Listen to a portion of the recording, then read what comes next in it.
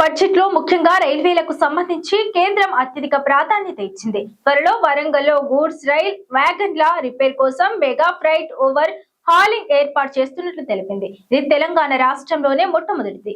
Goods రైళ్లకు minor రిపేర్లు వస్తే కాజీపేట లేదా రామగుండం స్టేషన్లకు తరలించి రిపేర్ చేస్తారు. కానీ ఇప్పుడు ఈ మెగా ఫ్రైట్ ఓవర్ హాలింగ్ లో రైలు వ్యాగన్లను పూర్తిగా వేరు చేసి ఏ భాగంతో అయితే సమస్య ఉందో దాన్ని గుర్తించి సరిచేసి తిరిగి బిగిస్తారు. ఈ మెగా ఫ్రైట్ ఎగ్జామినేషన్ ప్రాజెక్టు కోసం సుమారు 1000 కోట్ల రూపాయలు ఖర్చు చేయనున్నట్లు తెలుస్తోంది.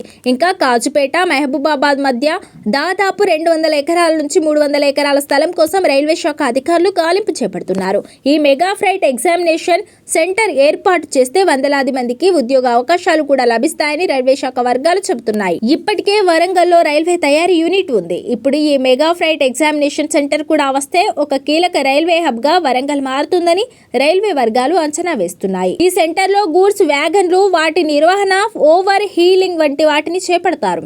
ప్రస్తుతం రామగుండం, బెల్లంపల్లి, కాజీపేటలో ఇలాంటి సౌకర్యాలు ఉన్నాయి. అవి కూడా సాధారణ మెయింటెనెన్స్ మాత్రమే నిర్వహిస్తున్నాయి. ఈ ప్రక్రియ వల్ల సరుకు రవాణా చేసే రైళ్లు మరింత వేగంగా, సురక్షితంగా ప్రయాణించగలవు. ప్రస్తుతం తెలంగాణలోని వ్యాగన్లను రిపేర్ చేయడం కోసం ఆంధ్రప్రదేశ్ లోని రాయనపాడుకు తరలిస్తున్నారు. ఈ కొత్త సెంటర్ నిర్మించి అందుబాటులోకి తీసుకువస్తే ఆ ఇబ్బందులు తప్పి ఖర్చులు కూడా కలిసి వస్తాయని సంబంధిత వర్గాలు చెబుతున్నాయి. తెలంగాణ నుంచి సిమెంట్, బొగ్గు, ఉక్కు రవాణా ఎక్కువగా ఉంటుంది కాబట్టి ఈ సెంటర్ చాలా అవసరమని సంబంధిత వర్గాలు తెలిపాయి.